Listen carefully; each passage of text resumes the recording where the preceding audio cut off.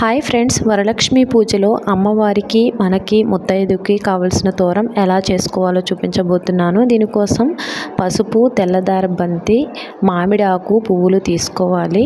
కొద్దిగా పసుపుని తడి చేసుకొని పెట్టుకోవాలి. ఆ తర్వాత తెల్లదార బంతిని తీసుకొని ఎంత లెంత్లో మనకి తోరం కావాలో అది చూసుకొని లెంత్ని బట్టి 9 పోగులు వేసుకోవాలన్నమాట. ఆ తర్వాత పసుపుని దారానికి అప్లై చేసేసుకొని ఖచ్చితంగా మధ్యలో ఒక ముడిని వేసుకోవాలి. ఆ ముడిలోనే మనం చూపించిన మామిడాకు ఉంది కదా, వీడియోలో చూపించిన విధంగా ఫోల్డ్ చేసుకొని ఆ ముడిని వేసుకోవాలన్నమాట. ఆ తర్వాత అటు సైడు ఇటు సైడు 4 ముడులు వేసుకోవాలి. మొత్తంగా 9 ముడులు వేసుకోవాలన్నమాట. ప్రతి ముడికి కుంకుమ పెట్టుకోవాలి.